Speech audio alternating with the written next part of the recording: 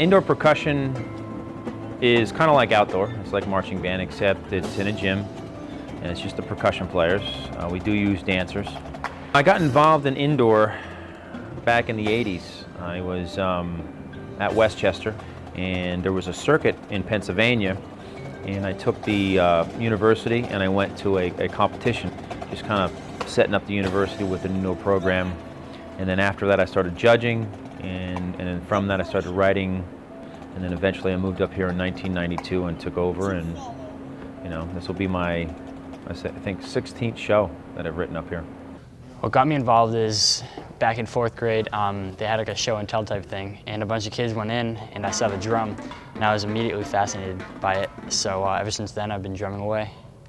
I started drumming in 6th grade, and in 8th grade the high schoolers came down to talk to us about the program and why we should join. And I was definitely interested, and then I made the decision to join. How do I pick music? A lot of times we have meetings in September for the indoor, and we'll bounce off each other show ideas. So last year was, we did like an arena show, a gladiator show, and so we'll come up with a concept usually first, and then from that we'll go out and find music that fits that concept. That, so if you see students in gladiator outfits, what would that sound like?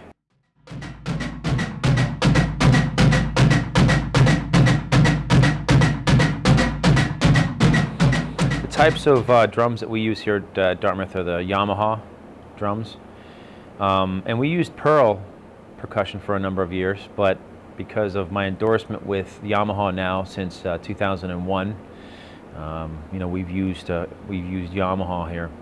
And I think that the quality of the instruments are better, all the way from the keyboards, like marimbas, xylo, vibes, bells, timpani, up through the drums. And they've been really, really good to me. They've been good to the program here at Dartmouth. And so, I'm really loyal to the Yamaha group.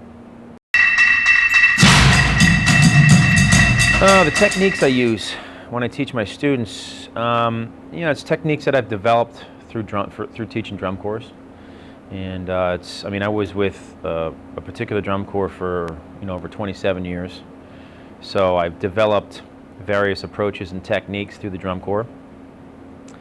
And when I came up here to Dartmouth, I kind of applied those techniques. My philosophy about teaching is to try to make sure that the students are confident with what they do. I don't want them to feel like there's enough pressure when you compete, but they should go out and perform and not worry about making the mistake. If you're going to worry about that, you're probably going to make the mistake. So it's more about being confident with yourself and performing, and not worrying about I guess the mistake or the ticks they call it in the activity. I believe our instructors are the best instructors in the world. We have Tom Monks on staff, who is a DCI Hall of Famer, and he's just the god himself. And not just him, Jason Medeiros, Jen O'Neill, Ian Flint, Michael Moore, Cam Siegel, they're all great. They've all marched cadets or other Division I drum corps, and they're the best staff we can get.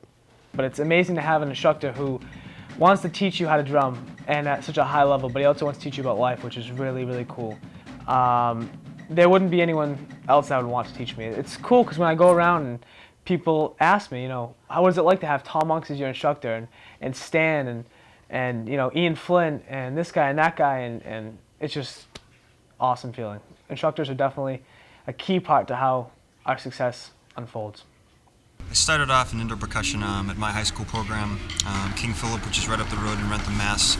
This group is very special to me because when I grew up in high school, I actually competed against Dartmouth in my high school group, and I always kind of looked up to them and kind of revered them because they were one of the better programs in the country, so I always had kind of an interest in this group. And then luckily 4 or 5 years ago, Mr. Unks had me come over and start teaching with the group, and it was kind of a dream come true to work with such talented musicians and great staff, so it's been a lot of fun. I got involved with Dartmouth Indoor Percussion with the cadets with Mr. Unks, and a couple years ago there was a job opening at Dartmouth High School, and I took it as the brass director, and ever since then I've been involved as the visual coordinator for Dartmouth Indoor Percussion. We have practice when we start the indoor season. We usually do Monday nights, which is either in the middle school gym or the high school gym. We have Wednesday after school, and that's just music till 5. The Mondays are 6 to 9. Wednesdays are 2:30 to 5.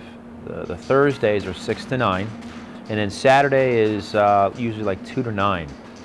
And once we get going into the season, we don't do a lot on the weekends because that's when we're competing, the end of February and most of March and the beginning of April. My philosophy about practicing, I know a lot of times, younger players, they're afraid to work hard. They're afraid to make the commitment because they don't know if they can, put the time in and yet do well in school.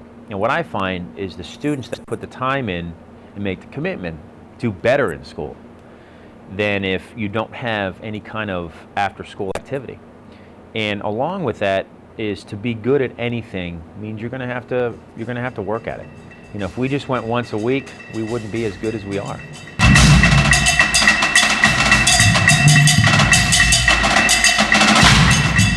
When we're on the bus rides to prepare for competitions, I usually just sit down and think about the show, go through every movement of my show, and just play my show on my pad.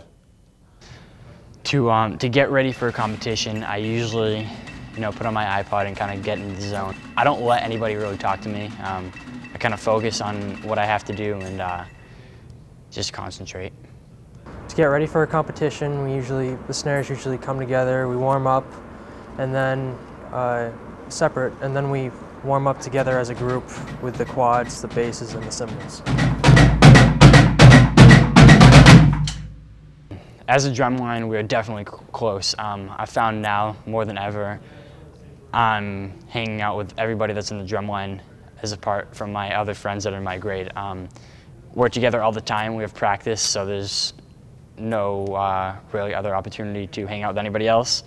So yes, we are extremely close. We always talk, we always, get together, do our thing. There's no bad blood ever, we're not going to allow that to happen. I like to think of us like brothers and sisters. I mean, you have to be close when you're in a cymbal line.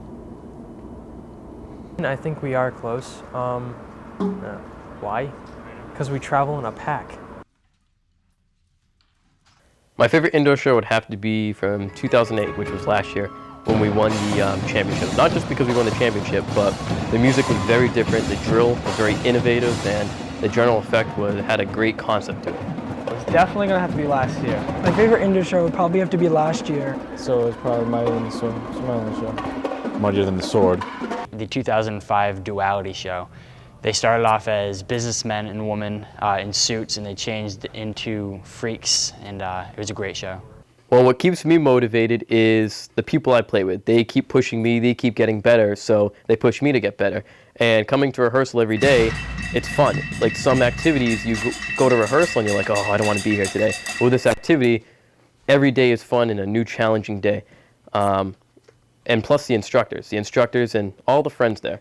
It's just a great big family. I have to say the most important section of this indoor percussion group, it's probably the section that holds it together, is the cymbal line. Well, once again, I mean, the basses are the best section we have. There's no questions about it. The tenors are definitely the best section. No, the snare line to me is the most important section. If you don't have a good snare line, you're not going to have a good drum line. The favorite part, my favorite part of indoor is, I think, when we kind of get it all together and we can perfect the performance of it. The toughest part is right now, January, beginning of February, when you're trying to get the show out there, and it's a lot of it's still kind of stuck up in your head. You write it, you talk about the concept, the drill, and in my head, it seems all fine, but sometimes when you get it out there, you go, well, that didn't work. We got to go back to the drawing board, and we're at that point right now where we have to fix a couple things to make it right. So I think my favorite part is when we get all that, and now we can concentrate more on the performance of it. That's kind of exciting because you just don't know how far you can go with it. I think last year's group, we weren't sure how far we could go, You know, it was by far the most challenging show that we had done physically to date, and so it was kind of scary because you don't know if we're going to be able to achieve that, and we obviously did at the end, and you know, it was pretty exciting.